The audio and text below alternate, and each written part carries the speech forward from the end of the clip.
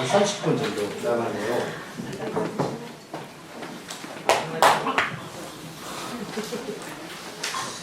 네.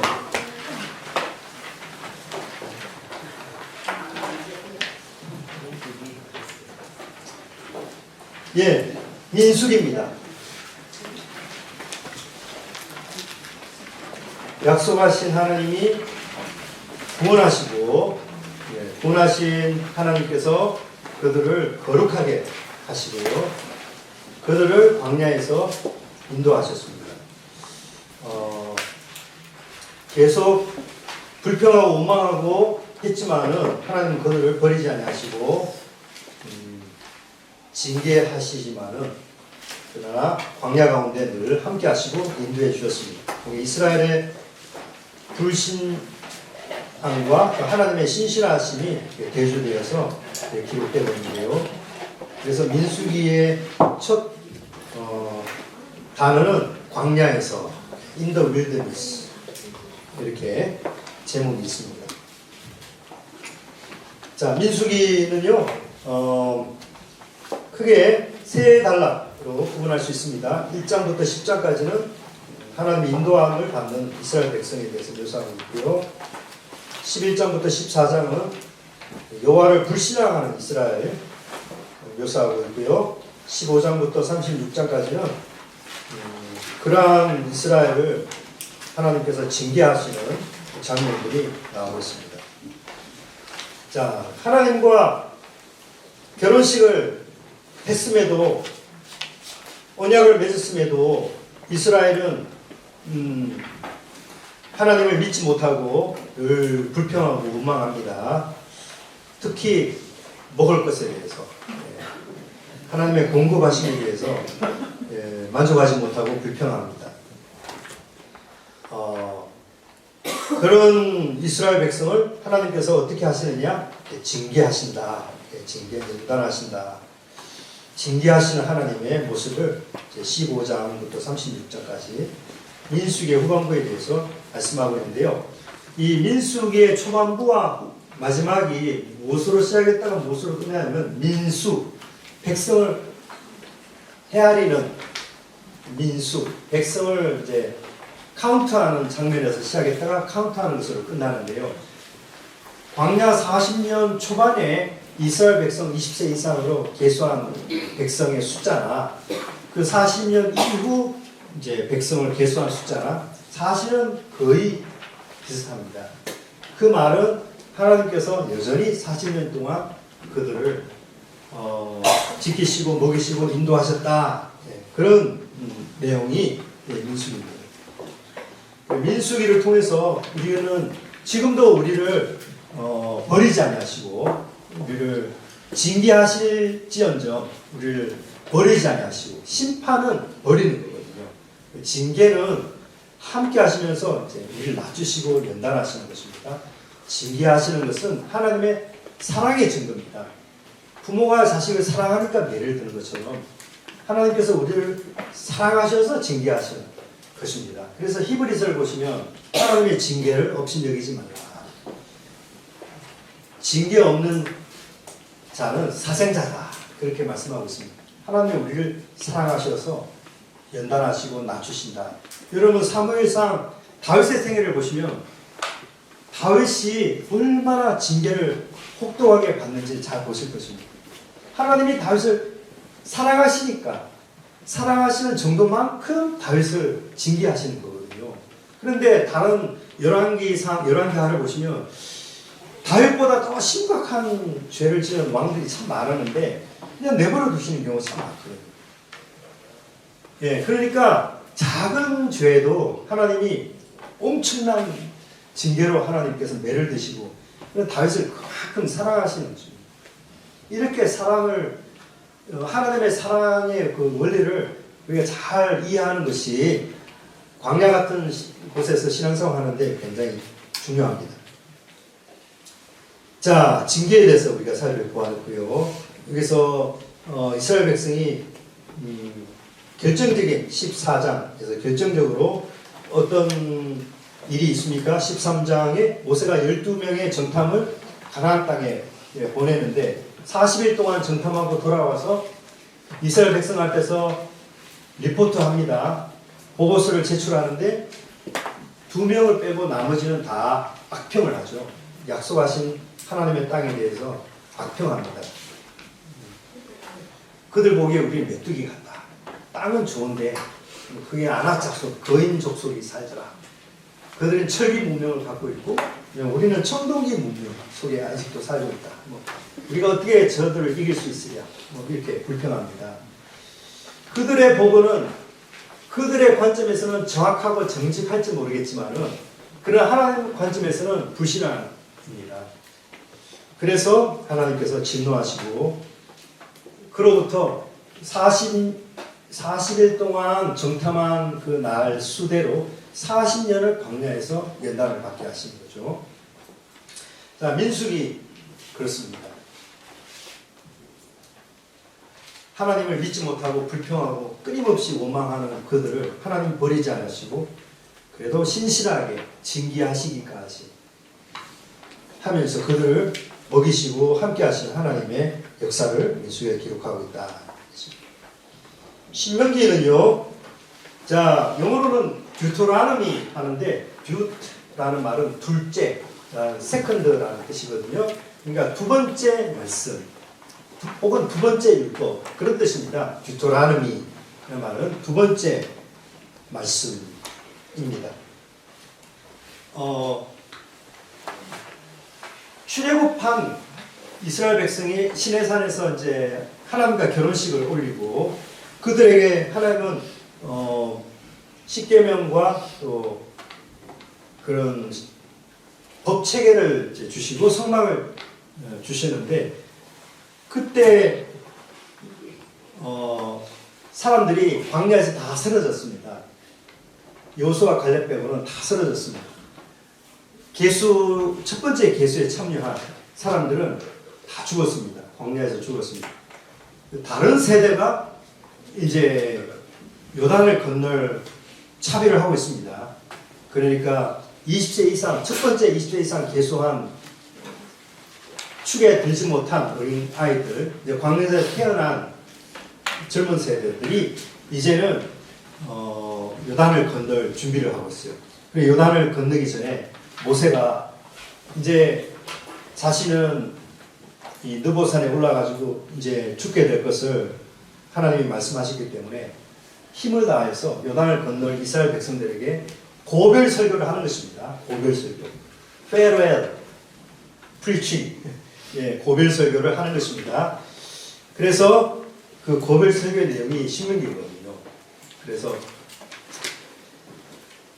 다시 율법에 대해서 하나님의 계명에 대해서 또 그들이 지켜야 될 법 체계에 대해서 의식법, 시민법, 사회법에 대해서 강론하는 것입니다.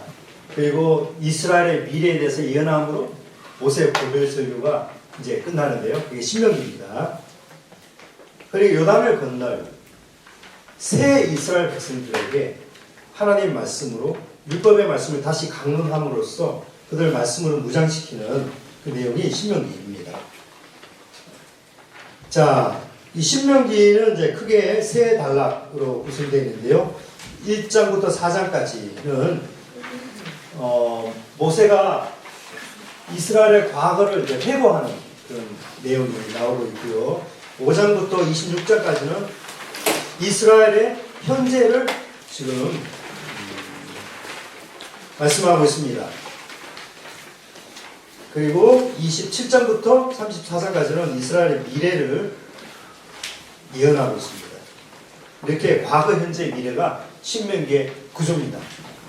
모세 고별 설교가 과거, 현재, 미래로 진행되고 있습니다. 스피치로 유명한 미국 버락 오바마의 스피치를 연구해 보면 연설에 뛰어난 사람의 특징은 항상 과거, 현재, 미래로 갑니다.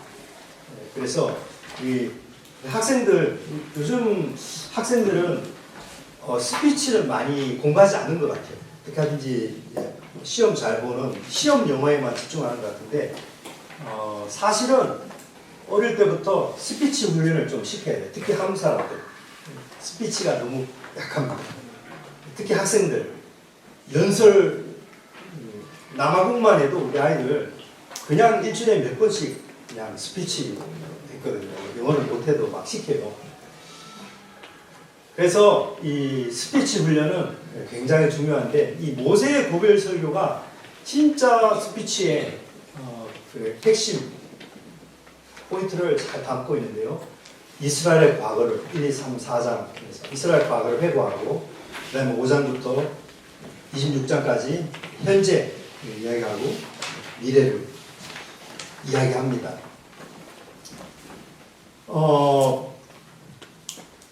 모세의 고별석의 핵심은 마음을 다하여, 뜻을 다하여 하나님을 사랑하라, 하나님을 경외하라. 그겁니다. 하나님을 사랑하라고 도전한 그것으로 이제 핵심을 지는데요. 그 중에 핵심은 5장부터 26장까지 이스라엘의 현재, 지금 새로운 이스라엘 백성들의 세대가 지금 준비되었습니다. 이제 막 요단을 건널 것이고, 모세는 이제 그들과 이제 작별 인사를 하고 이제 죽을 것입니다. 하나님께서 모세를 통해서 이 율법을 다시 재진술하는 그런 말씀을 주십니다. 5장부터 11장까지 율법에 대해서. 그러니까 그들의 전 세대가 신의 산에서 들었던 그 율법의 말씀을 지금 모세가 다시 들려주고 있고요. 12장부터 26장까지 특별법, 이게 보면 의식법, 그 다음에 사회법, 의식적 의무, 그 다음에 백성의 의무, 삶의 의무, 사회적 의무, 이렇게 그래서 희생제물, 11조, 절기, 재판장, 이방인, 지주와 군인, 그 다음에 가족, 친구, 이스라엘, 총회, 이방인의 문제에 대해서 다양한 카테고리로 지금 말씀하고 있는데요. 자, 지난번 레위기 때 제가 놓친 게 있네요. 이스라엘의 절기, 7대 절기 기억하십니까? 첫 번째가 유월절, 무교절, 초실절, 칠칠절 혹은 오순절, 나팔절, 속죄일, 그 다음에 장막절. 예. 유월절은 요즘 같은 시기입니다. 3월인데 이스라엘은 이 달에 이제 애굽을 나왔기 때문에 이 달이 이제 그 첫째 달입니다. 이스라엘의 달력으로는 첫째 달은 오늘날 달력으로 따지면 지금 이 시기 3월 중순이나 3월 말 혹은 4월 초에 해당하는데요. 3월이나 4월. 그래서 항상 우리가 부활절은 항상 3월 마지막 주, 보통 그렇습니다. 무교절은, 유월절은 하루인데 무교절은 유월절 다음 날부터 일주일 무교절이고요. 초실절은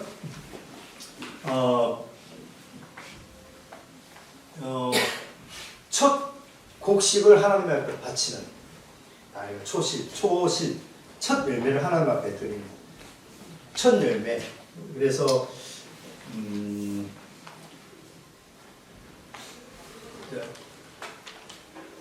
7.7절은 오순절, 그러니까 추수를 다 하고 수확을 다 하고 하나님 앞에 감사를 드리는 7.7, 그러니까 7번의 일주, 7일을 7번, 7주 후에 이제 맞는 안식일, 7.7절, 오순절, 오순, 5오 10순자거든요. 그러니까 여기까지. 예수님께서 제자들과 함께 유월절 만찬을 드시고 그 다음에 십자가에 돌아가 날이 6월절 그 다음 날이고요. 그 다음에 예수님께서 제3일에 부활하신 날이 초실절입니다. 사실 초실절. 첫 열매를, 첫 곡식을 드리는 그 유대인의 절기에 예수님이 부활하신 거거든요. 그래서 사도들이 예수님의 부활을 이 성도의 첫 열매, 부활의 첫 열매라고 예수님의 부활을 이야기한 것입니다. 그냥 이야기한 것이 아니고 초실절 날에 예수님이 부활하셨기 때문에 예수님의 부활의 첫 열매라고 이야기를 한 것입니다. 초실절, 첫 곡식. 제일 먼저 낫으로 배운 그 곡식을 하나님 앞에 바치는. 그리고 일주일 동안 이제 추수를 다 하고 마지막 이제 추수를 끝내는 날에 감사를 드리는데 17절 혹은 오순절이라 이 날에 성령께서 임하신 것이죠. 오순절 성령 강림하신 것입니다. 그런데 여기 보시면 예수님의 십자가 죽으심과 부활과 또 성령께서 강림하시는 것이 유대인의 그 7대 절기에 굉장히 중요한 그렇게 연관이 있다 것을 발견할 수 있습니다. 재밌죠. 그래 레위의 이 절기들을 공부하면서 복음을 또 우리가 발견할 수 있는 것입니다. 나팔절은 이제 여기는 다 3, 4월에 이루어지는 것이면 나팔절은 이제 9월 정도, 속죄일도 그렇고 장막절도 9월. 예. 이것은 자 요한계시록에 보면 그 나팔, 마지막 나팔이 불려질 때 예수님께서 구름 타고 땅에 오시고 우리가 구원의 완성을 이제 보게 될 거라고 계시록에서 말씀하고 있고, 예. 이 속죄일은 예수님께서 십자가에 돌아가심으로 완전히 이제 성취하신 것이고, 또 장막절은 이스라엘이 광야 40년 동안 텐트를 치고 방황했던 것들을 기념하기 위해서 이스라엘 백성들이 이게 장막절을 이제 지키는데요. 자, 여기까지는 앞부분은 이제 예수님의 생애에 성취된 것이지만 후반부는 앞으로 이제 예수님께서 오심으로 재림하심으로 성취될 것으로 남아 있습니다. 네, 네, 7대 절기. 이 중에서 이스라엘의 모든 남자들이 예루살렘으로 의무적으로 이제 순례를 가야 되는 날이 이제 6월절, 오순절, 그리고 장막절, 3대 절기라고 합니다. 왜 3대 절기라고 하냐면 모든 20세 이상 남자들이 예루살렘으로 반드시 가서 하나님을 뵈야 되는 의무가 있기 때문에 그래서 6월절, 7절, 장막절은 3대 절기라고 얘기를 합니다. 자, 다시 우리가 전체를 한번 봐야 되는데요.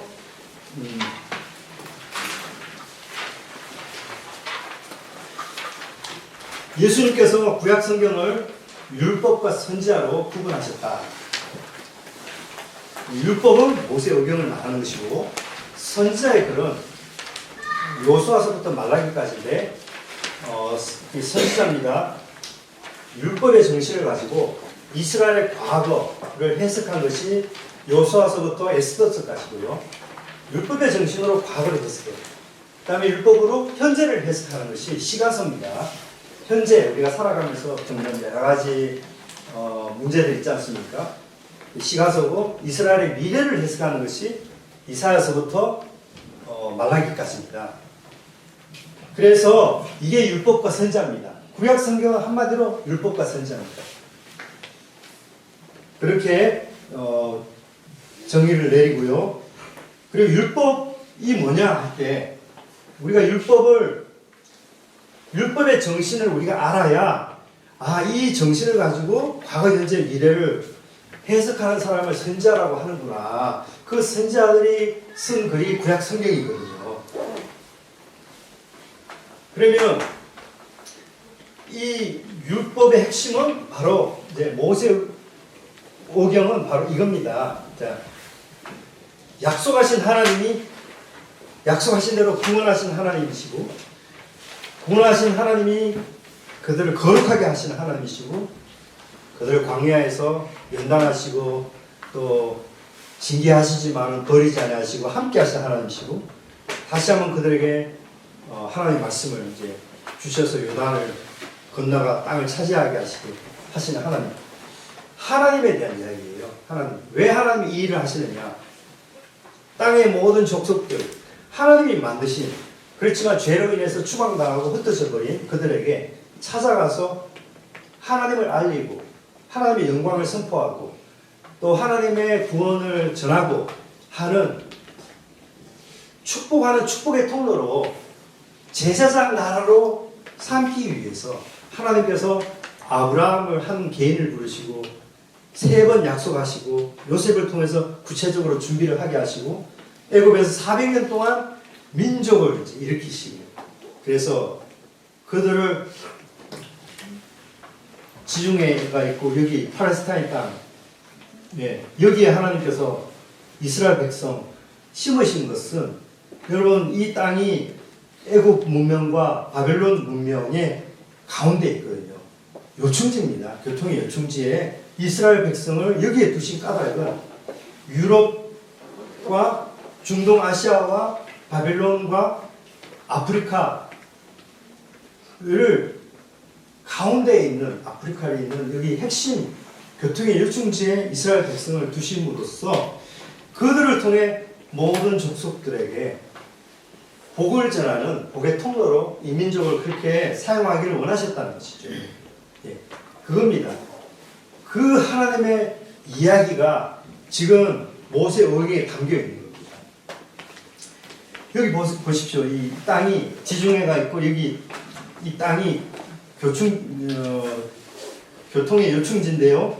여기 해변길과 이쪽 두 개의 킹스웨이가 있어요. 그래서 애굽과 이 바벨론을 오가는 큰 왕의 도로가 이제 해변가로 있고 여기도 있는데 이 땅을 차지하기 위해서 열강들이 전쟁을 벌였습니다. 헬라 문명과 애굽 문명과 바벨론 문명이 여기서 수많은 전투를 벌였거든요. 전쟁을 벌였거든요. 여기에 하나님 이스라엘 백성 약속의 땅을 여기로 삼으신 것은 여러분 우리가 젖과 꿀이 흐르는 땅 그러면 살기 좋은 땅 이렇게 생각하지만 사실 정신줄 놓으면 그냥 열강에 삼켜버리는 그런 위험한 땅입니다.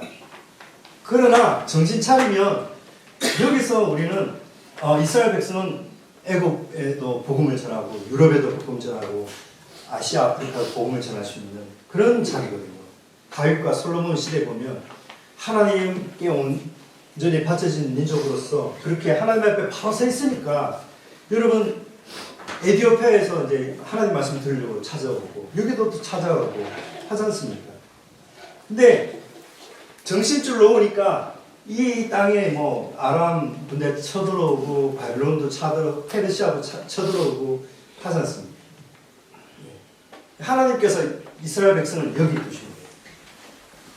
그렇게 우리를 쓰시기 위해서 하나님이 이와 같은 비슷한 일을 지금도 우리에게 하십니다.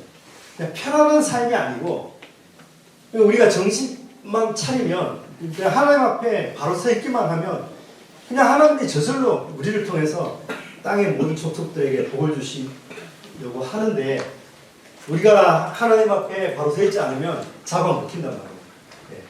그런 삶이 하나님이 우리를 위한 삶. 자, 하나님께서 그들을 그래서 핵심이 이거 레위기란 말입니다. 레위기. 그러니까 거룩한 백성이 되어야 제사장 나라의 역할을 감당하는 겁니다.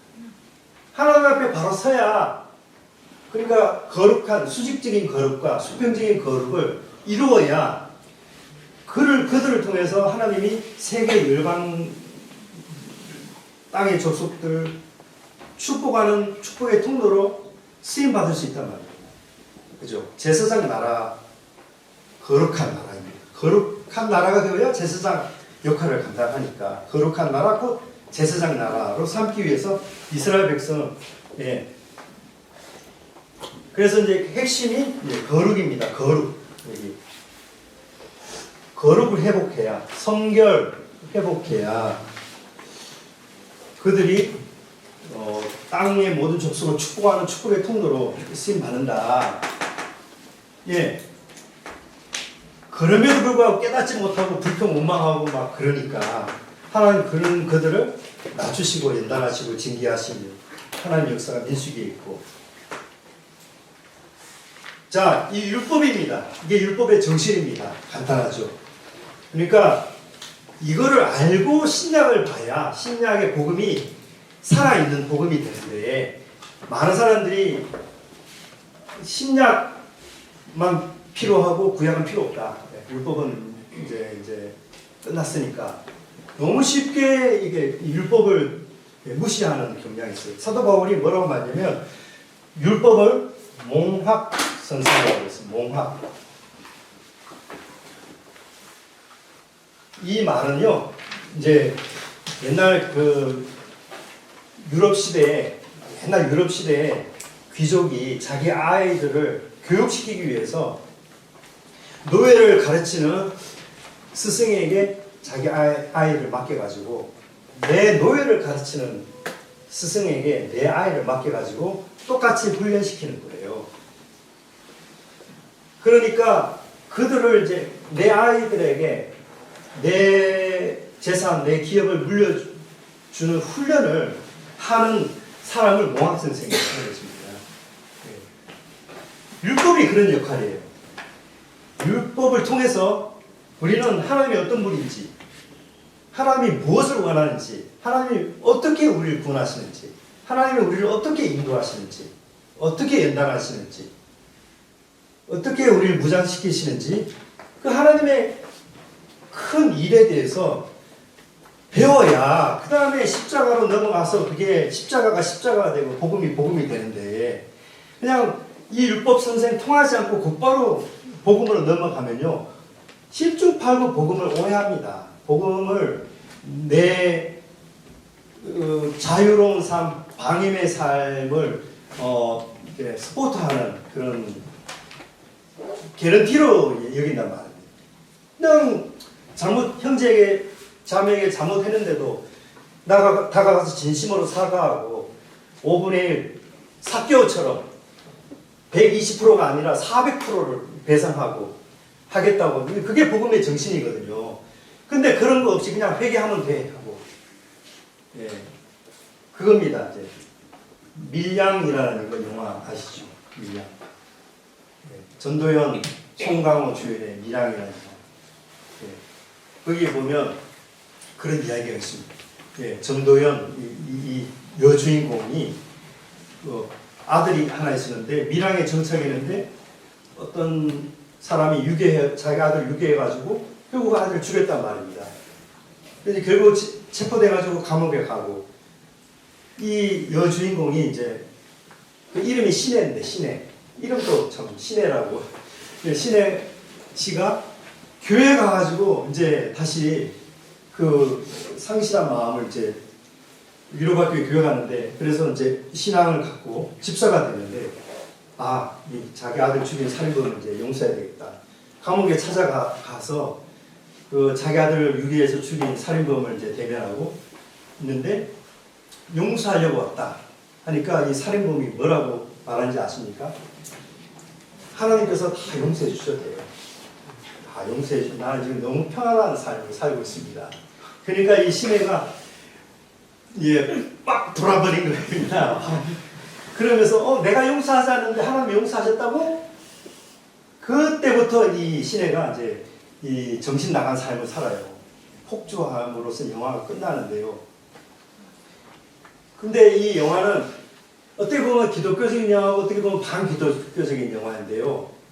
이 기독교의 이 용서에 대해서, 또 복음에 대해서 우리가 생각을 하게 해준다면 기독교적인 영화고, 그게 기독교의 용서고 용서라고 한다면, 복음이라고 한다면 반기독교적인 영화 되는데요. 자, 이게 속건제입니다. 속건제.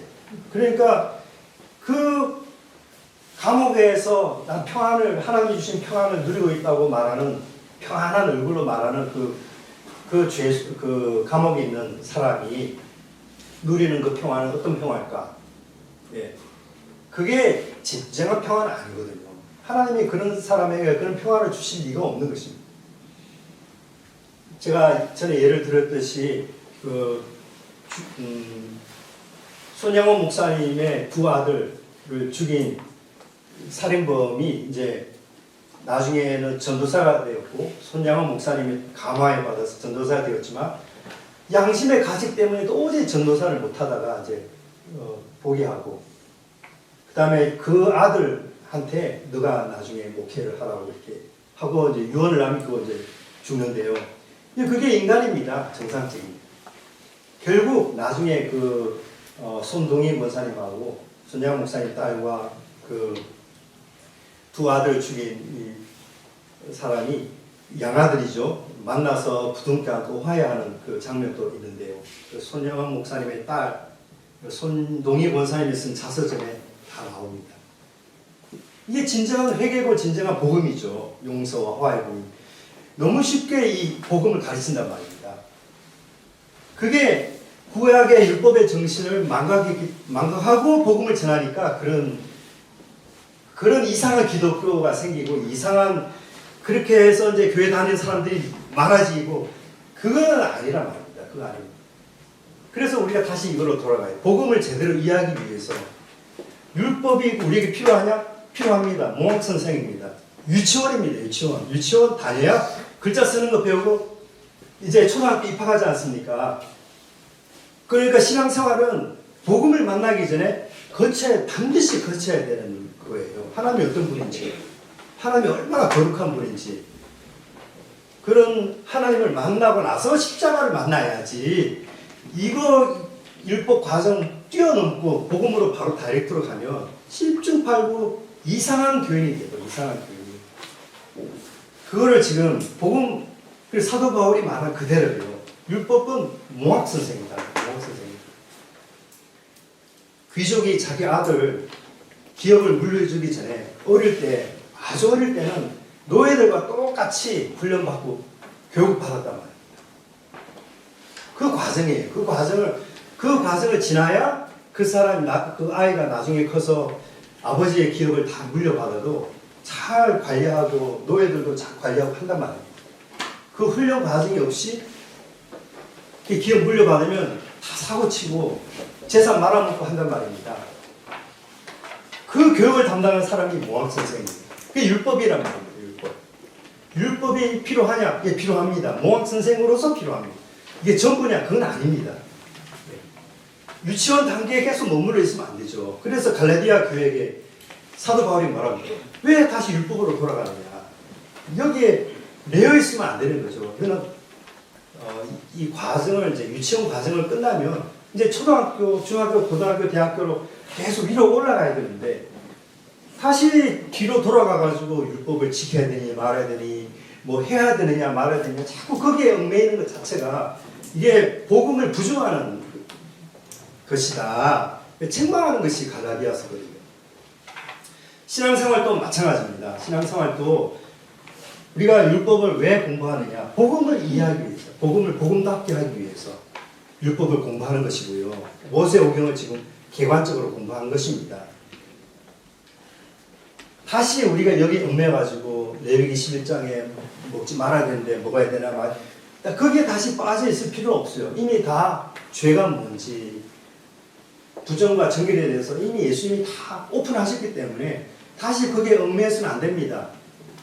얽매일 필요도 없습니다. 그렇지만 그걸 알면 하나님의 마음이 지금도 똑같아요. 우리 생각도 거룩하고 마음도 거룩하고 몸도 거룩하고 우리 그리스도인들은 세상 사람들 보기에 진짜 모든 면에서 이제 높은 차원의 거룩과 성결을 보여줘야 되는 그런 위치에 있는 것은 지금도 그 하나님의 마음은 똑같단 말이죠. 그거를 우리가 복음을 통해서 아는 거예요. 그렇게 그런 사람이 십자가를 바로 받아들여야지 복음이 복음되는 건데 이 율법을 뛰어넘고 곧바로 십자가로 넘어가가지고 예수님 믿습니다. 이렇게 나 천국 갑니다. 그거는 진짜 위험한 복음이고요. 잘못된 것입니다. 그래서요, 율법과 복음의 관계는 율법을 통해서 우리가 율법을 통과해서 우리는 복음을 복음되게 한다. 율법은 몽학선생이다. 이것만 기억하시면 됩니다. 율법은 몽학선생이다. 그래서 많은 분들이 고민하는 주일성수, 11조 뭐 이런 고민들 하지 않습니까? 마찬가지입니다. 하나님께서 11조에 대해서 율법에서 말하고 있는 것들을 자 11조만 한번 해야 되느냐 말아야 되느냐 그러면 여러 가지 해야 될 게 많지만 모세오경에서 11조에 관련되어서 어떤 말씀 하는지 쭉 이렇게 찾아보고요. 그 다음에 하나님께서 왜 모세오경에서 그런 말씀하셨는지를 쭉 한번 살펴보고 그런 다음에 신약 성경에서 사도들이 이 부분에 대해서 어떻게 가르쳤는가를 복음서와 사도행전 통해서 다시 한번 우리가 살펴보고 나면 우리가 어떻게 적용해야 되는지가 나온단 말입니다. 그게 우리가 신앙생활 하는 거예요. 근데 우리가 구약 성경에만 가지고 이야기하면 이게 조금 위험할 수도 있고요. 반대로 신약 성경만 가지고 뭐 지금 이제 율법은 폐지되었으니까 11조도 필요 없고 이렇게 너무 그렇게 가도 이제 위험한 거거든요. 그러니까 균형을 잡아야 되는데 우리는 구약을 통해서 신약을 이해한다. 복음을 통해서 율법을 통해서 복음을 이해한다. 그러면 구약의 11조를 이해하고 신약에 구약은 10분의 1이 하나님의 것이라고 했지만 그러면 신약은 뭐라고 가르칠까요? 사도행전 보시면 아나니아 삽비라 재산의 절반만 드리고 절반은 감추었어요. 네, 어떻게 되었습니까? 10분의 5를 드리는데 베드로 만나가지고 아나니아 삽비라가 죽었지 않습니까? 10분의 5를 드리는데 죽었단 말입니다. 이게 사도행전 마치 여리고성의 아간이 다 바치라고 했는데 아간이 이제 해가지고 이제 결국 아간 때문에 이제 이스라엘 전체가 아이성 전투에서 패하지 않았습니까? 첫 번째니까 여리고성은 첫 번째로 하나님 앞에 온전히 바쳐져야 되는 첫 번째니까 여리고성은 다 거룩한 거예요. 그러니까 다 바쳐야 되는 거예요. 불태워버리고 바쳐야 되는 거예요. 근데 그 이후부터는 취할 것은 취하도록 이렇게 허락하신 거거든요. 사도행전도 마찬가지예요. 하나님의 성령께서 교회에 임하시고 오순절 성령이 임하셔가지고 이제 교회가 첫 번째 하나님 앞에 바쳐진 그런 교회가 되었기 때문에 예루살렘 교회만큼은 10분의 10을 하나님 앞에 드려야 했던 거예요. 그러면 그 이후에는 다 그 예루살렘 교회처럼 그렇게 전부를 우리가 다 바쳐야 되고 그렇게 일부만 드리면 아나니아 삽비처럼 우리도 그렇게 됩니까? 그게 아닌 거죠. 그런데 하나님께서 그렇게 온전히 첫 번째니까 온전히 받기를 원하실 때 그 하나님의 마음을 이해하면 그 나머지 우리가 10분의 1 드리고 10분의 9는 내 것이고 그렇게 주장할 수 없는단 말입니다. 모든 것이 다 하나님의 것이고 하나님께 드려야 돼요. 그리고 우리는 죽었다가 살아난 예수님의 십자가 부활로 죽었다가 살아난 인생인데 무엇이 하나님의 것이고 내 것이고 있겠습니까? 그러니까 10분의 1은 거룩하니까 다 바쳐야 되고 그러면 나머지는 내 마음대로 써도 된다는 그건 아니거든요. 10분의 9도 하나님의 것이거든요. 그런 의미에서 우리가 근데 우리가 이걸 가르칠 때 이걸 제대로 안 하면 10분의 1 제대로 안 하면 이거는 또 율법적으로 이렇게 내어서 가르쳐서도 안 되고 그렇지만 또 한편으로는 뭐 11조 필요 없어 그냥 이렇게 자유롭게 해도 돼 이것도 아니라는 것이죠. 하나님의 그 마음을 보면 그래서 우리는 복음의 유일하신 예수 그리스도를 우리가 복음의 핵심을 우리가 지키는 한 교회의 전통과 또 목사님의 리더십을 존중해서 우리가 기쁘게 우리가 하는 것이지 엄밀히 말하면 사실은 하나님 내 모든 것이 다 하나님의 것입니다. 그겁니다. 그 고백으로 10분의 1을 드리는 것이죠. 이 문제는 참 선교사에게도 참 중요한 문제입니다. 예. 저는 어디 소속돼 가지고 말씀을 듣는 것이 없이 오히려 그래서 이제 다니면서 말씀 전하는 선교사를 한다가 후원 들어오는 그 후원금이 뭐 한 달에 한 200만 원 되면 그러면 10분의 20만 원을 어디다가 내야 됩니까? 그렇죠? 그 말씀을 배우고 듣는 나에게 말씀을 전해주는 교회가 내는 것이 정답인데 그럼 저는 그런 소속된 교회가 없기 때문에 그러면 어떻게 합니까? 그러면 10분의 2 정도를 해가지고 구제 나름대로 구제하고 이렇게 이렇게 어려운 뭐 흑인교회나 이렇게 또 하고 한단 말입니다. 그렇지만 10분의 1 정확하게 어디 교회다가 바친 건 없기 때문에 그러면 11조를 아는 것이다. 이렇게 또 비판할 수도 있는 거거든요. 그렇지만 하나님 앞에서 이제 자유로운 것입니다. 그런 것에 대해서 더 이상 죄책감을 느끼지 않는 거예요. 그 훈련이 우리에게 필요한 것이 이런 것입니다. 그래서 율법과 복음, 구약을 공부해보면 이 신약을 제대로 알게 되고 복음의 정신은 구약에도 나와 있는 거예요. 그래서 모리아 산에 이삭을 바치게 된 것도 하나님이 그 이삭을 바치는 아브라함의 순종을 통해서 독생자를 예비하신 하나님의 마음이 이제 반사, 리플렉트 되기 때문에 하나님이 기뻐하시는 거예요. 또 이런 것들을 통해서 하나님이 어떤 분인지를 우리가 깊이 이해하면 복음이 살아 움직이는 복음이 되는데 이 율법의 정신을 망각하고 복음만 붙들면 구약을 무시하고 신약만 우리가 붙들게 되면 복음을 상당히 뭡니까 이제 내 자유방임을 스포트하는 그런 도구로 이제 전락하기 쉽니다. 그러면 교회가 점점 이제 윤리적 수준이 낮아지고 뭡니까 그렇게 되면 세상으로부터 이제 손가락질 받는단 말이에요. 교회가 수준이 높아져야 되는데 저 교회는 의식도 높고 사회 의식도 높고 법 의식도 높고 양심 수준도 높고 교회가 하면 참 그래야 되는데 오늘날 교회가 너무 이렇게 쉽게 용서를 말하고 이란에서의 영화처럼 너무 쉽게 용서를 선포하고 평화를 선포하고 형제님 사함 받았습니다. 하나님 당신이 용서하시면 천국 갑니다. 감옥에서 그렇게 복음을 들으니 여러분 그렇게 신의 시가 그렇게 돌아보이는 그게 그 영화가 좀 하여튼 그렇습니다. 자, 우리가 공부하면서 좀 이해가 안 되는 부분들 있습니까? 제가 이제 빨리 한다고 여기 성막도 한번 보시고요. 성막도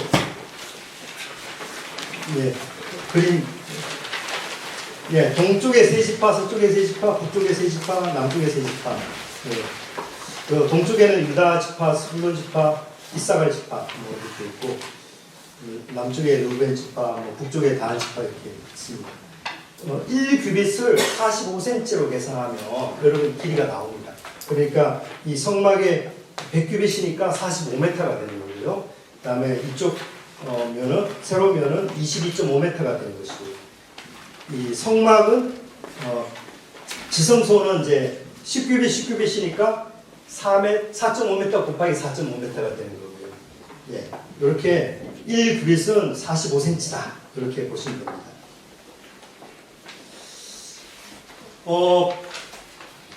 개인적으로도 뭐 전화로도 저한테 카톡이나 전화를 주십시오. 그러면 제가 최선을 다해서 응답해 드리겠습니다. 이거 잘 궁금합니다. 이해가 안 됩니다. 그러면 제가 전화로든 카톡으로든 제가 연구해서 이제 알려드리도록 하겠습니다. 질문 없으시죠? 예, 부사님. 오늘 전도연이 이렇게 경험을 하실 때 어떻게 하는 게 전도연. 그 아들을 유리해서 죽인 살인범이 진심으로 용서를 구했어야 하는 것입니다. 용서를 구하지 않은 것은 잘못된 것입니다. 잘못했어요. 만났을 때 전도연이 어떻게 하는 게 도움되는지. 그 전도연 신의 입장에서는 사실은 용서가 안 된 겁니다. 사실은 용서하겠다고 찾아갔지만 용서를 했다면 그런 것에 대해서 상처를 받지 않을 텐데, 그러니까 용서가 할 준비가 안 됐기 때문에 찾아가서는 안 된다, 이렇게 제가 권면을 할 겁니다. 자매님은 진심으로 용서하지 않았습니다. 그러므로 굳이 가서 용서하려고 할 필요 없다고 말렸어야 된다고 생각합니다. 네. 그런데 원래 죄사함의 권세는 하나님께 있는 거지 사람에게 있는 건 아니죠. 너희가 땅에서 무엇인지 매면 하늘에서도 매이고, 땅에서 무엇인지 풀면 하늘에서 풀리라. 너희가 누구의 죄를 용서하면, 그게 용서를 먼저 하나님 앞에 우리가 우리 죄를 우리의 죄 주기도문에 죄 지은 자를 내가 용서해 줄 것처럼 거든요. 그러니까 죄 사함의 근본적인 권세 하나님께 있지만, 우리에게 먼저 우리가 죄 사함의 진정한 용서를 실천할 것을 이제 말씀하신 것입니다. 그걸 전제로 용서해 줄 거라고 말씀하신 거예요. 예. 신약 성경에도 그게 나옵니다. 속건제 교훈이 신약 성경에 많이 나옵니다. 오늘날 교회가 복음을 너무 무르게 잘못 전하는 부분이 많아서 제가 좀 극단적으로 이야기했는데요. 쉽게 하나님 잘못했습니다 해서 쉽게 평화를 얻는, 이 거짓 평화에 우리가 속으면 안 된다 이거예요. 그거를 가르쳐야 된다는 거죠. 기도하고 마치겠습니다. 하나님 감사합니다. 우리가 하나님 말씀 지금까지 배웠습니다. 하나님이 어떤 분인지 잘 명심하게 도와주시고, 하나님이 얼마나 거룩한 분인지 잘 알아서 하나님 우리가 삶 속에서 하나님의 뜻을 이루어드리는 우리가 되게 하여 주옵소서. 또 우리가 살아가면서 배운 것들 잘 생각나게 도와주옵소서. 예수님의 이름으로 기도합니다. 아멘.